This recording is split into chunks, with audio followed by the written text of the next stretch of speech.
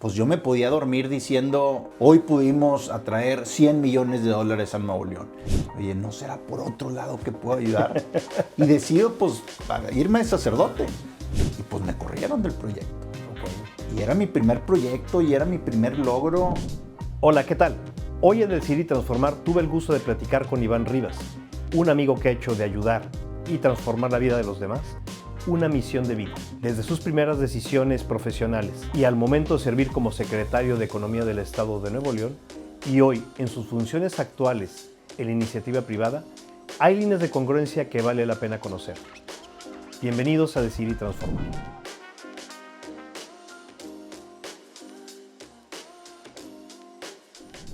Iván, ¿cómo estás? Ángel, qué gusto estar contigo. Muchísimas gracias. Por fin se nos dio después de viajes, traslados y demás. Pues eres una persona muy ocupada. No. Ese eres tú. Te agradezco muchísimo que estés con nosotros.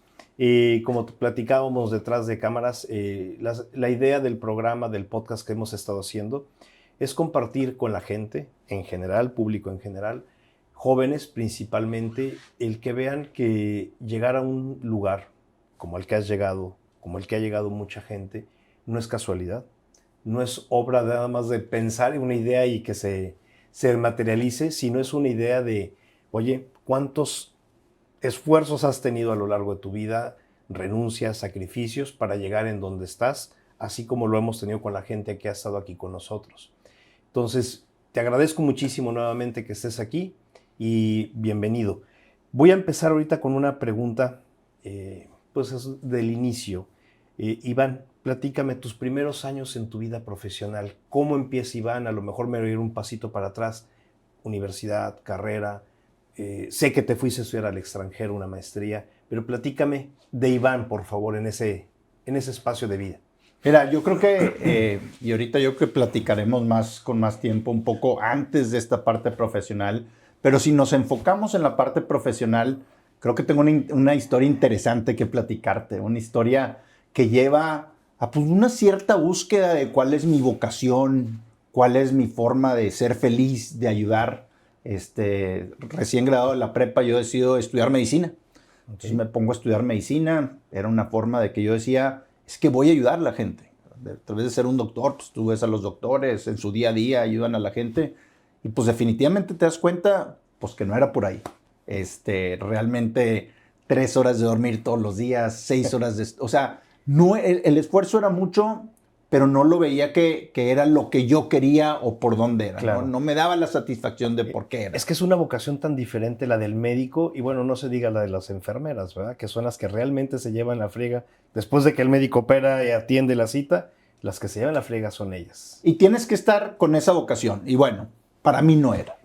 Y entonces, otra manera de que podía yo, decía, otra forma en que puedo ayudar, tenía que ver, y en esa época, era una época en que muchos de los servidores públicos, que de alguna manera eran admirables, desde presidentes, gobernadores, muchos de ellos, eran economistas. Entonces yo dije, bueno, me voy a meter a estudiar economía. Supongo que está bien fácil, después de medicina, Claro. va a estar fácil, me voy a meter a estudiar economía. La verdad es que fue una carrera que me apasionó. No estaba fácil, no, o sea, había realmente que echarle ganas. La cuestión de las mates, la estadística, la econometría, la política monetaria, en fin, muchas cosas. Pero hicieron que fuera una carrera súper interesante y al mismo tiempo súper transversal, dinámica, en que podías chambear en muchas cosas en el sector público, en el sector privado. Entonces, bueno, valió la pena el esfuerzo, el clavarte en lo que quería, y ahí te das cuenta, por ahí era. Entonces, claro, ahí fue muy interesante el estudio de economía. Para mí me sirvió mucho en mi formación, me gustó mucho.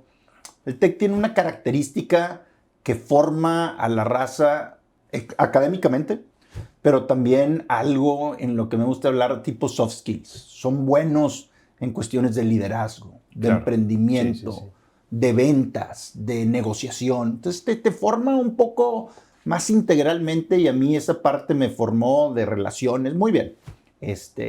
Y voy a continuar ahorita acabé economía y de repente me entró un gusanito. Oye, ¿no será por otro lado que puedo ayudar?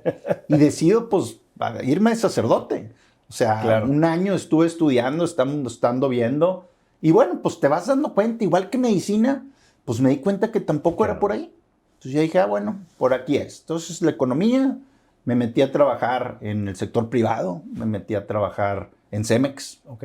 Trabajé 4 años en Cemex. Era un programa increíble que se llama Profesionistas en Desarrollo, en donde te dejan de alguna manera jugar a ser empleado, te mandan a las plantas, estás explotando las canteras, estás manejando los yucles, que son los carros estos gigantes, y te pasan por todas las áreas, recursos humanos, finanzas, comercial, para ver dónde vas a acabar. Entonces fue un trabajo muy padre. Pero al mismo tiempo, siempre tuve esa espinita de, ¿qué más hago? ¿Por dónde ayudo? Entonces yo me metí a un partido político aquí en San Pedro y me metí también a trabajar en eso. Entonces estaba en Cemex muy contento con mi chamba y mi desarrollo profesional y el conocer y el trabajar, pero traía a mi lado de que cómo puedo ayudar por este lado, la política me gusta, me llama, cómo ayudar en las comunidades. Entonces fue una combinación un poquito de, ahí te podía decir mi vida profesional, estudiar, desarrollarme en ese primer chamba que tuve. Claro. Oye, a ver, platícame, ese proyecto de Cemex, conozco varias personas que han estado y para mí se me hace algo que te nutre muchísimo porque te va llevando por todo un panorama completo de una empresa y conocer la empresa, como dices tú, desde estar en el punto de estar con los obreros, porque sé que así los pasan, los van llevando, hasta el punto de estar en las mesas directivas, ¿no? A lo mejor no en el top board, pero sí siempre estar conociendo todo eso. Esa parte para mí se me hace muy interesante, es algo que yo siempre lo he platicado aquí en el podcast. Me hubiera encantado conocerla. Esa parte, ¿qué tanto te nutrió para hoy ser quien es Iván? No, bueno, es que creo que lo dijiste muy bien y no quiero ser repetitivo, pero a ver, estabas en la planta con los horneros, en el horno, en la cantera, con los que dinamitan la cantera, estabas con la raza y el taco ahí en el tambo de 200 litros. El tambo de 200 litros. Sí. Entonces estabas con la raza conociendo y con su chamba de día a día, lo que se esfuerzan, lo que el ímpetu que ponen. Entonces vas agarrando esa sensibilidad y después, oye, conoces a los comerciales, conoces a la raza que sale a la calle, que está vendiendo, que va a la obra y vas viendo cómo es la chamba de cada uno. De repente también llegas al corporativo y estás con la raza de marketing y estás con los abogados. O sea, te forja en todos los niveles que puedes trabajar y en las diferentes oportunidades que hay. Entonces sí te abre el panorama muy cañón. Y después ya te dicen, oye, tú eres bueno para esto, dale para acá. En esta área. A mí me metieron en un proyecto muy interesante en Torreón, que era trabajar vendiendo productos de construcción a través de deducciones de nómina. Entonces hicimos todo un proyecto que se llamaba Construcard. Tú ibas y sacabas tu tarjeta en tu empresa, tú ibas al Construrama y te acabas y te lo deducían de nómina. Hicimos todo un rollo porque teníamos un call center, cobradores, todo. Muy interesante. Fue un proyecto en Torreón y para mí fue súper formativo. Qué padrísimo. Oye, a ver, me voy a ir un paso atrás. En la infancia y la juventud, ¿qué fue lo que marcó Iván para empezar ese camino de querer ayudar, de estar siempre con la gente, de desarrollarte? Y un ratito más nos vas a platicar tu historia en la vida pública. ¿Qué fue que marcó esa parte de la vida de Iván de niño? Ahí la verdad, Ángel, creo que estás hablando de las raíces. O sea, ¿cuáles son las raíces de Iván? ¿Cuáles son las raíces de por qué querer ayudar? Y ahí sí, sin duda, y me gustaría, es algo que me encanta hablar, pues de mi familia. Mi familia fue la que me forjó, mi mamá desde chiquito. A ver, clávate en esto, de alguna manera, un poco más religioso. Estuve en algo, sí, religioso, siempre pegado un poco a la religión. Y esa religión me ayudó oye, a ver, estás aprendiendo religión, está muy bien, pero ¿cómo pasas de la religión a la acción? Claro. Porque la religión te enseña cosas muy buenas. Y Dios y Cristo y lo que tú quieras, muy bien. Pero nunca se queda en nada más la parte filosófica o en la parte, a ver, no, hay que transformarlo en acción. Entonces de chavo es, ok, estás en esto, cool, ¿y qué estás haciendo? ¿Y qué vas a hacer? Entonces de chavo yo me metí en rollos de misiones, pues en una de esas cosas nos conocimos. Sí. Me metí en rollos de misiones, me metí en cuestiones de ayudar. Entonces realmente y estuve en grupos, pero la importancia de ese aprendizaje era cómo lo transformabas a acción. Okay. Y desde ahí nació mi rollo de, oye, esta cuestión de ayudar, sí me late. Me voy a meter en otro tema, así que me gusta mucho a mí filosófico. Este rollo de ayudar realmente me hace feliz. Entonces, pues por ahí de alguna manera dije, voy bien en este caminito, creo que vamos bien, ayudo, estoy bien conmigo mismo, me siento pleno. Entonces ahí va, de chavo ahí va. Claro. Y después pasó esto que estamos platicando. Entonces, pero seguí, o sea, nunca dejé esta cuestión de las misiones y de ayudar y de todo, siguió a lo largo de mi vida. De hecho, te platico una historia padre. O sea, pues porque cuando vas de misiones, pues tu rollo es que vas a enseñarles de Dios. Muy bien. Y es una vas forma a ir a dejar algo. Cuando vas de salida dices, ay, les voy a dar algo a esa gente. Y te voy a decir una cosa, el que aprende más y el que se lleva más eres tú. Pero bueno, el chiste es, pues ibas a hablar de Dios. Ya en la carrera había unos grupos interdisciplinarios muy interesantes en donde llevabas, y me tocó organizarlos, un agrónomo, un psicólogo, un mecánico, un arquitecto. Ibas a ayudar a la comunidad en otra cosa, en la parte de desarrollo económico, en la parte educativa. Era muy parecido, pero ayudabas también a la raza en otra cosa. Entonces está bien, tienes que ayudar en la parte espiritual, que es muy importante. Oye, pero también les tienes que ayudar en su día a día, en su desarrollo económico, en su escuelita, en su hospitalito, en que crezcan sus huertas. Oye, a la raza hay que ayudar en mucho tipo. Entonces fue también muy grato durante mi carrera esa otra etapa de ayudar a las comunidades. Casi creo que iban las mismas comunidades, pero era con otro tipo de ayuda. Muy interesante. Ya, qué padre. Mira, ahorita me platicaste de tu madre como fuente de inspiración. Además de tus padres, ¿quién ha sido una fuente de inspiración como mentores para Iván? En esa etapa de joven, en esa etapa cuando vas creciendo, la verdad es que yo estoy en unos grupos religiosos de los Legionarios de Cristo y hay un par de sacerdotes, un par de consagrados que te van llevando, que te van ayudando, y ellos fueron inspiración, son muchos, y la verdad es que pues, desde el padre Aguinaga hasta Chema, mucha gente que te ayuda, que te va guiando. A ver, esa parte creo que a mí en lo personal me sirvió mucho. Tener una persona que te guía, nosotros le llamamos director espiritual, llámalo como quieras, coach, sensei, lo que quieras. Pero a mí me ayuda mucho tener un guía espiritual, un director espiritual. Oye, a ver, ¿cómo vas en tu relación con Dios? ¿Cómo vas en tu vida? ¿Cómo vas en tu vida profesional? ¿Cómo vas? Ir viendo todas las partes porque pues, los humanos somos de manera integral. Claro. Tenemos la parte religiosa, tenemos la parte personal, tenemos la parte de los demás, tenemos la parte profesional. Todo. O sea, todo ver. Y a mí me ayudan mucho estos curas, estos consagrados. Entonces, a ver, sí, la inspiración, mi mamá, mi familia, mi papá, pero también a lo largo, muchas veces cuando eres joven, escuchas más afuera que adentro. Entonces, me sirvió mucho también tener un guía. Entonces, tener un coach, tener un amigo, tener alguien que te guíe, siempre es bueno. Yo creo que, bueno, yo lo recomiendo mucho. A mí me sirvió mucho. Ayuda bastante siempre que te vayan llevando un camino, te pongan la luz hacia dónde es. Sobre todo, como bien lo mencionas, en la parte de la juventud a veces pesa más el que digan tus amigos, el que diga un tercero, que lo que digan en casa, porque estás formando ese carácter y estás viendo y midiendo qué va a ser de tu vida, ¿no? Es una parte psicológica que se me hace muy interesante. Perdón, déjame te digo una cosa. Sí. Tengo un hijo de 18 años y me encanta platicar con él y me encanta decirles cosas, pero muchas veces te das cuenta, y si ve el podcast me va a regañar, pues que escucha más a los amigos, que escucha más a sus maestros. Sus maestros son de alguna manera una gran inspiración para él. Pero entonces, pues también darles herramientas a nuestros hijos por otros lados va a ser súper valioso. Por supuesto. Claro, ahí tienes que estar presente, pero darles buenas referencias y que estén, inclusive muchas veces, oye, pues un terapeuta, todo eso jala, todo eso suma para que puedan escuchar diferentes voces y puedan llevarlos por un mejor camino. Tal vez como tú dices, a ese North Pole que muchas veces dicen, o North Light, hacia dónde tienes que ir. Claro. Mira, hemos ido caminando en esta parte. Ahora, has hablado de valores indirectamente. ¿Qué tan importante ha sido para Iván, para ti, en este momento de tu vida, esos principios y valores para liderar grupos, liderar gente que te sigan, ¿no? Y que vean que hay una congruencia entre lo que uno dice y lo que uno hace? Mira, yo creo que para empezar, esta parte de valores es quién eres, es quién te rige.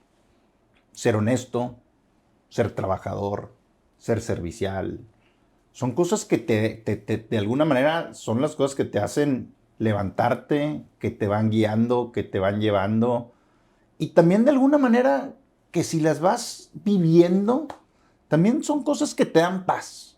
Son cosas que, oye, yo vivo con estos valores, pues me duermo tranquilo. Claro. Entonces, realmente estos valores te inspiran, te mueven, realmente te llevan a ser donde estás. Entonces, si tú me preguntas, oye, ¿cómo te sirvieron estos valores? Pues la verdad es que el valor del esfuerzo y de la chamba, pues te llevó a los diferentes puestos que tuviste. La honestidad no se diga. Claro. Pues eso es lo que te ha hecho íntegro y te ha hecho que la gente vea que puedes hacer otras cosas. La congruencia. Oye, este compadre anda diciendo y a la hora de actuar anda haciendo otra cosa. Entonces, cada uno de estos, y otros valores, pero cada uno de estos realmente van viendo y la gente se fija en este tipo de cuestión de valores, especialmente que los vivas. Claro. ¿Y qué significa transformar la vida de una persona? Porque a lo largo de tus años has tenido gente que depende de ti, subalternos.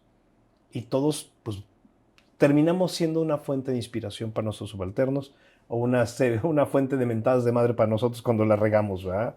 ¿Qué significa para ti esta parte? Ahorita dijiste una palabra interesante, dependen, Sí. que dependen de ti. Entonces, realmente esas personas dependen de ti.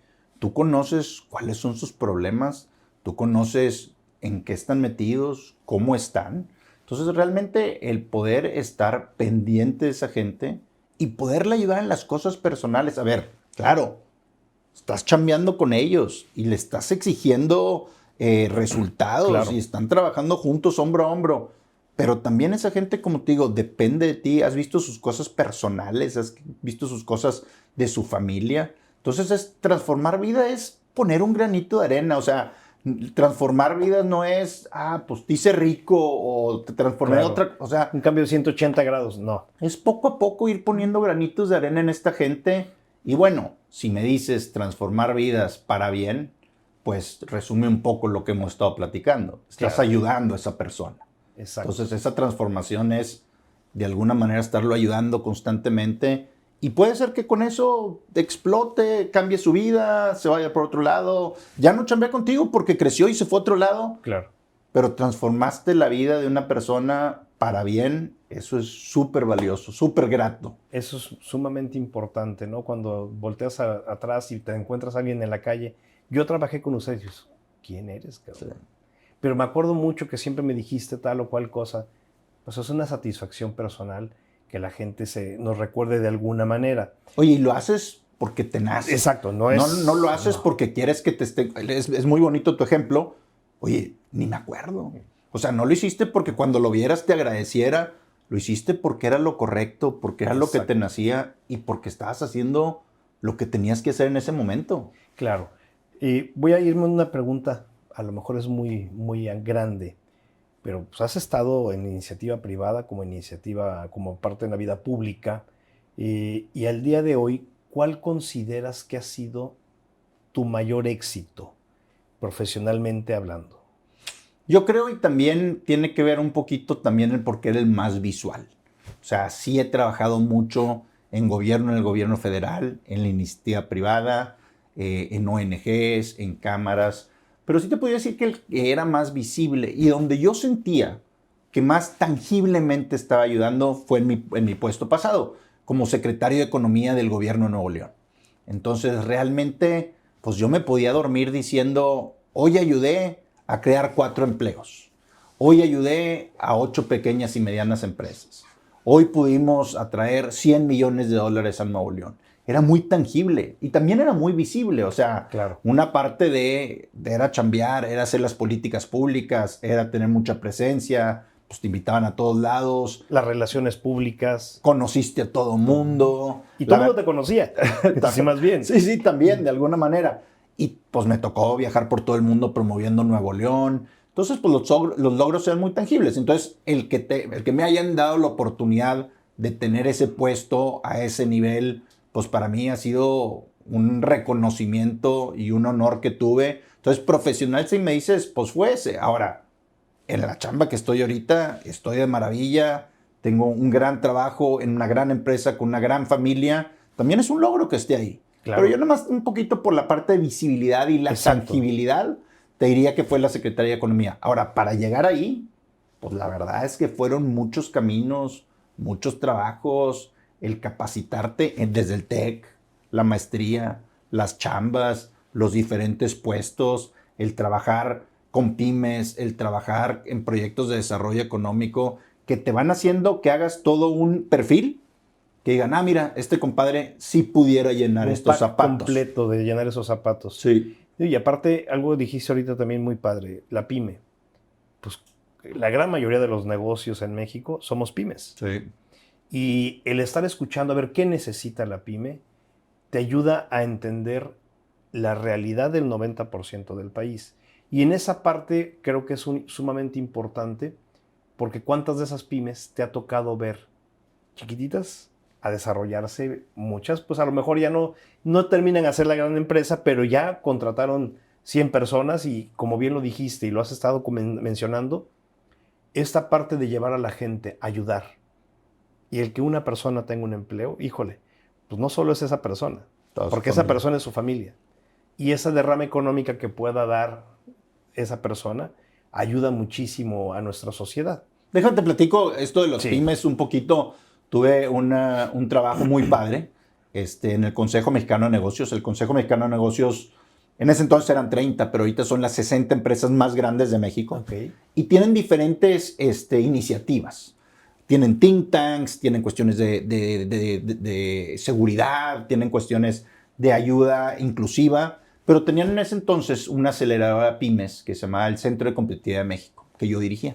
Estuvo padre porque después nos los llevamos a Guadalajara, nos los llevamos a Aguascalientes, nos los llevamos a Mérida. Pero bueno, el chiste era, las grandes empresas te presentaban algunos de sus proveedores, pequeñas y medianas empresas, porque lo que querían era que tú los desarrollaras. Okay. Entonces los agarrabas, les dabas consultoría, les dabas capacitación, les dabas financiamiento y después los ayudabas a vincularse. Ya le vendían a una empresa, oye, ¿ahora cómo le vendes a las otras empresas del Consejo Mexicano? Y estas pymes, tú veías eso que acabas de decir. Cómo iban creciendo, cómo tenían 3 empleados, cómo tenían 7, cómo tenían 20. Y veías viendo estos casos de éxito increíbles. Ahora, eso me hizo a mí que la gente me reconociera o me viera, este chavo sí sabe en estructura de pymes cómo se puede de alguna manera trabajar. De hecho, alguna vez tuve la oportunidad de presentar la política pública que iba a ser de gobierno federal de pymes. Ya después no se puso, no pasó pues por un tema político. político. Sí, ese es otro rollo. Pero pudimos hacer el esquema de cómo iba a ser el trabajo de pymes. Yo le llamaba una escalerita. Al principio te tengo que ayudar en ser más capaz. Después te tengo que ayudar a que tu gente sea más capaz. Después te tengo que ayudar con lana. Después tengo que ayudar a vender. Era toda una metodología. Entonces, eso me ayudó también oye, desarrollo económico, ¿sabes? De pymes. Y eso también hicimos como secretario de Economía. O sea, ayudamos con consultoría y capacitación a más de 8,000 pymes. Ayudamos a 10,500 dándoles créditos blandos. O sea, era un desarrollo económico de pymes. Entonces, si me hablas de pymes, me apasionan las pymes. Y creo que pusimos un granito de arena en ayudar a las pymes de Nuevo León. Qué bueno. Y ahora, quitándonos el ámbito profesional, la mayor satisfacción en tu ámbito personal. Yo creo que mi mayor satisfacción en el ámbito personal es mi familia. Son mis hijos, es poder llevar de alguna manera a personas de bien, a que trasciendan, a que sean felices. Sin duda, lo más feliz que me hace y lo que más orgulloso me siento es mi familia. Te pudiera decir también que las diferentes cosas que he trabajado, las diferentes iniciativas que he ayudado, pero si tengo que escoger una, sin duda es mi familia.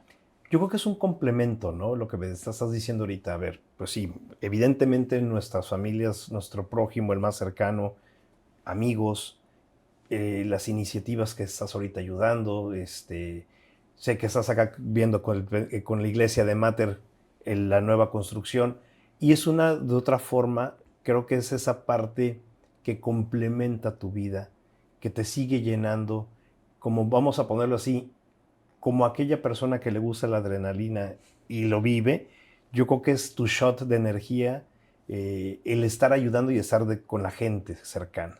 Pero bueno, ahorita, para cerrar esta parte de la familia, yo creo que una parte importante es que si tienes paz y tranquilidad en tu familia, puedes de alguna manera desarrollarte mucho más. Entonces tengo una gran esposa que me impulsa, también me pone los pies en la tierra, pero que me ayuda, que me aguanta. O sea, cuando estuve en gobierno, ahorita también que viajo mucho, pues ella aguanta vara, ella está ahí, ella me impulsa, ella me apoya, mis hijos igual. O sea, sí tienes que tener una base sólida y tranquilidad.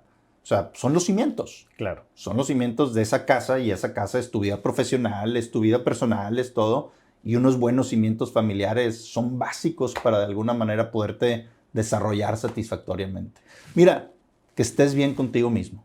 Principalmente. O sea, yo estoy bien conmigo mismo por mi familia, pero hay otra gente que puede estar bien de otra manera, que no están casados, o sea, no a fuerzas tienes que estar casado y familia.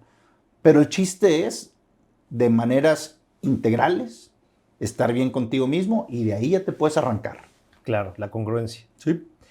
Iván, cambiemos de lado. Ahora platícame, ¿cuál ha sido el fracaso, el error o en tu trayectoria profesional y cómo sacaste adelante esa etapa? Porque creo yo que lo que nos ayuda a estar ahorita arriba es la base de pequeños fracasos o el fracaso fuerte y la resiliencia para salir adelante. Híjole, es que si hablas de fracasos, yo creo que en tu vida muchas veces te has equivocado. Exacto. Y lo que tú dices es, bueno, ¿y cómo salí adelante de eso? Entonces, voy a escoger uno porque yo era muy joven y era mi primera chamba. Estaba en Cemex, estaba en este proyecto de Construcard, y por alguna situación estábamos, pues yo tenía a la par un consultor y yo llevábamos la responsabilidad del proyecto. Por alguna razón empezamos a tener problemas de que no estábamos congruentes y hubo una falta de comunicación y hubo pues te pudiera decir que no lo manejé de la mejor manera. No sé si falta de respeto, a ver, nada fuera de lo normal, pero no fue la mejor manera adecuada de hacerlo y pues me corrieron del proyecto. Ok. Y era mi primer proyecto y era mi primer logro. Compadre, acabé llorando. Estaba en la banqueta llorando, yo diciendo, es mi primer chamba y la acabo de tirar a la basura. Entonces, eso realmente me forjó y me hizo pensar. Y de verdad, en mis siguientes chambas, le pienso y digo, a ver, ¿cómo le hago para que no se vuelva a repetir esto? Y te digo, ha habido otras de alguna manera, pues caídas, fracasos, te metes una chamba y no era la chamba ideal, pero ya estás ahí, tienes que sacarlo adelante, te das cuenta que la chamba no te está llevando por donde quieres. Me tocó estar en una chamba y te pudiera decir que fue mi chamba, una de las chambas que no me gustó y que fue el peor año profesional y personal en la vida, porque también si te está yendo mal en la chamba, claro, pues no estás bien en el resto de la vida. Entonces, pues me equivoqué tal vez de chamba y fue horrible, la peor personal y profesional. Pero bueno, o sea, pues lo que sigue, agarras otra chamba y creces y lo que sigue. Pero bueno, pues si haces sacrificios de alguna manera, pues ya estás ahí, tienes que hacerlo bien y tienes que echarle ganas. Por supuesto. Y meterle todo. Entonces, el fracaso es que te digo, y ese me ha forjado para cómo voy manejando mis relaciones, el manejo con los compañeros, el liderazgo con la gente que depende de ti. Eso me forjó mucho. Qué bueno. Y más o menos en ese sentido, pero alguna decisión que en su momento dolió, pero te ayudó a transformar tu parte interior. No sé, voy a decir algo. Oye, pues haberme ido a hacer la maestría, pues es una parte muy padre porque es un proyecto nuevo de vida. Oye, pues ya estuve aquí en el seminario y tengo que dar la vuelta. Algo que a Iván le haya movido, removido, que dices, Chihuahua, no era ahí el camino, pero qué buena experiencia me llevo dentro de mí. Esta es una parte, sí, muy profunda, filosófica mía, en el sentido de, si era cuando me fui al seminario, y yo estaba convencido que mi vida era soltar mi vida, lo que Dios quisiera, y por ahí era. Y entonces, platicando con los sacerdotes, en oración, muchas cosas, pues te das cuenta que no es por ahí. Dices, híjole, yo ya estaba dispuesto a entregar todo. Y de repente no es por ahí. Y entonces, ¿por dónde va a ser? Y entonces sí me movió mucho pues, todo, hacia dónde iba, mis objetivos, todo.